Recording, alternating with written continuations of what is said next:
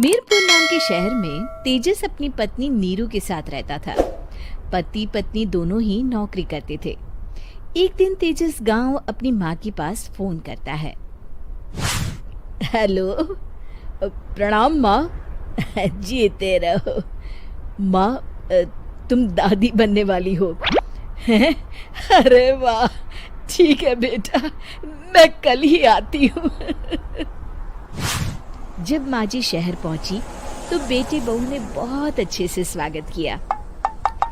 लीजिए माँ जी, चाय। अरे गर्मा गर्म पकोड़े ले आओ माँ के लिए। नीरू रसोई में गई और 2 मिनट में ही पकोड़े ले आई। जी ये लीजिए। बहू जादू से बनाए हैं क्या? अभी तो रसोई में गई थी। यम्मी। माँ जी, शीला रसोई में पकोड़े तल रही है, मैं बस लेकर आई। हे भगवान, मेरा धर्म भ्रष्ट कर दिया तूने। अब तो गंगा जल से शुद्धिकरण करना होगा। दूसरे दिन, माँ जी मैंने नाश्ता बना दिया है, ऑफिस जा रही हूँ। पर अभी तो घर का सारा काम पड़ा है। शीला आती ही होगी, झाड़ू पोछा बर्तन कपड़े वो सब कर लेगी। हमारे जमाने में घर का सारा काम हम ही करते थे। जी माँ जी, आप बहुत होशियार हैं, मैं घर ऑफिस दोनों नहीं संभाल पाती। तो जरूरत क्या है घर से बाहर जाकर चाकरी करने की? वैसे भी घर का काम खुद करने से घर में बरकत आती है, समझी? पर माँ जी। पर वर कुछ नहीं, इस महीने की पगार मिले फिर ऑफिस बंद। हाँ। रात को नीरू तेजस से कहती है, सुनिए जी, माँ जी बोल रही थी कि मैं नौकरी छोड़ दूं। वैसे ठीक ही तो है, अभी तुम्हें आराम की जरूरत है। फिर भी आराम कहाँ, शीला को छुड़ाने के लिए बोल रही थी।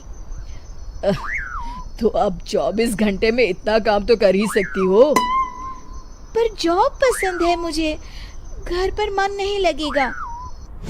अगले दिन जब दोनों ऑफिस के लिए निकल रहे थे, मेरी तो कोई कीमत ही नहीं है इस घर में।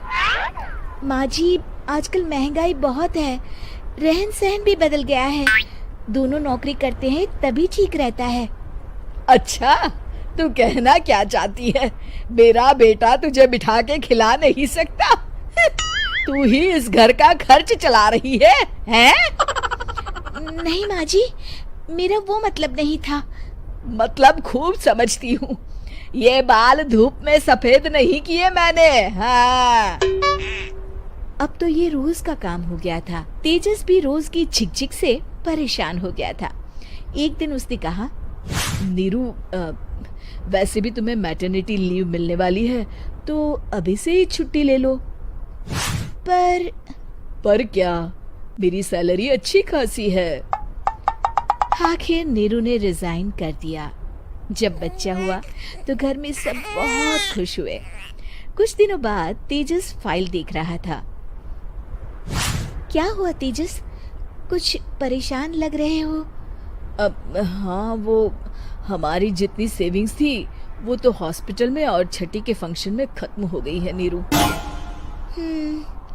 और अभी वैसे मंदी चल रही है तो मैं बोल रही थी कल मुन्ना को हेपेटाइटिस का टीका लगवाना है।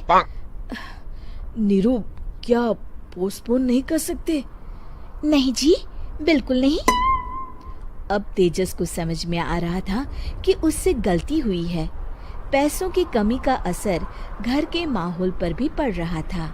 अगले दिन, बेटा मेरा चश्मा और ये दवाइयाँ ले आना, पर्चा देते हुए माँ जी ने कहा। जी। तेजस, मुन्ना के लिए दूध का डिब्बा और डायपर भी ले आना, और ये किराने के सामान की लिस्ट है, इसे भी लाना है। तेजस गुस्से में लिस्ट मरोड़कर फेंकता है और चिल्लाता है, पैसे क्या पेड़ पर उगते हैं? ये ले आना, वो ले आना। अरे पर ये जरूरत का सामान ही है। वो गुस्से में बिना कुछ कहे ऑफिस चला गया। अरे लंच तो ले जाइए। नीरू दौड़कर डिब्बा पकड़ाती है। एक दिन खाना खाने के बाद, नीरू, अब तो मुन्ना कुछ बड़ा हो गया, तो अब तुम वापस ज्वाइन कर लो ना जॉब। पर इस रिसेशन में जॉब मिलना बहुत मुश्किल है। ट्राई तो करो। फिर मुन्ना? माँ जी है ना, और एक फुल टाइम मेड भी लगा लेंगे। पर माँ जी, उन्हें तो पसंद नहीं। तभी माँ जी वहाँ आ जाती है और प्यार से नीरू के सर पर हाथ फेरते हुए बोलती है, अब मेरी समझ में आ गया बहू, पहले के और अब के समय में अंतर है। तुम काम शुरू करो, मुन्ना की जिम्मेदारी मेरी। मेरी प्यारी माँ जी। ये कहकर नीरू उनके गले लग गई। शिक्षा, परिवर्तन संसार का नियम है, हमें भी समय के साथ चलना चाहिए।